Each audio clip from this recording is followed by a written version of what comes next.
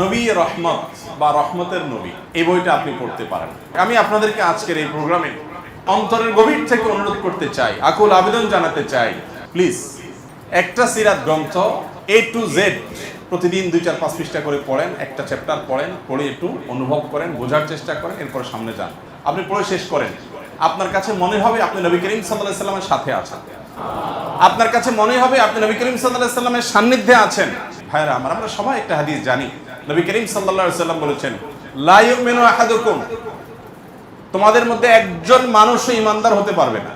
আল্লাহর খাতা ইমানদার, তোমার ইমানটা আল্লাহর কাছে অ্যাকসেপ্টেড, গ্রহণযোগ্য, এটা একজন মানুষেরও হবে না যতক্ষণ পর্যন্ত তোমার নিজের, তোমার জীবনের, তোমার মা বাবার, তোমার সন্তান সন্ততি এবং পৃথিবীর সব কিছুর চাইতে প্রিয় নবী সাল্লাল্লাহু আলাইহি সাল্লামকে সবচেয়ে বেশি ভালো না বাসতে পারবে। ততক্ষণ পর্যন্ত কি হওয়া যাবে না ভাই? ইমানদারই হওয়া যাবে না। এখন তার প্রতি ভালোবাসা, এটা আপনার ইমানের প্রয়োজনে আপনার মধ্যে থাকতে হবে। আজ পৃথিবীতে বিভিন্ন সাবজেক্টের উপরে পড়াশোনা করে বড় বড় গবেষক তৈরি হচ্ছে, এগুলোর অভাব পৃথিবীতে নাই।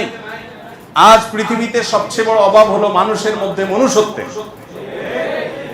আজ পৃথিবীতে ডাক্তার, ইঞ্জিনিয়ার, গবেষক বিভিন্ন সেক্টরে আছে এবং এগুলো আরো যত হবে তত আমাদের জীবন ধারণ সহজ হবে, সন্দেহ নাই। কিন্তু আজ পৃথিবীতে অভাব, বিশেষ করে আমাদের দেশীয় প্রেক্ষাপটে যদি আমরা বলি, মনুষ্যত্ব আমাদের এই সমাজ থেকে, মানব সমাজ থেকে হারিয়ে যাচ্ছে। মানুষ আছে, মনুষ্যত্ব নেই। এই মানুষকে যদি মানুষ বানাইতে হয়, একমাত্র মুহাম্মদ সাল্লাল্লাহু আলাইহি সাল্লামের আদর্শের চর্চার কোনো বিকল্প নাই। অতএব ঘরে ঘরে সিরাতের চর্চা করবো তো ইনশাআল্লাহ। আমাদের সন্তানদেরকে নবীজির সাথে পরিচয় করাবো তো ইনশাআল্লাহ। আল্লাহ তাআলা আমাদের সবাইকে সিরাতে রাসূল সাল্লাল্লাহু আলাইহি সাল্লাম শেখার, জানার, বুঝার, অনুধাবন করার, তাকে ভালোবাসার, তার প্রতি ঈমান আনয়ন করার তৌফিক দান করুন।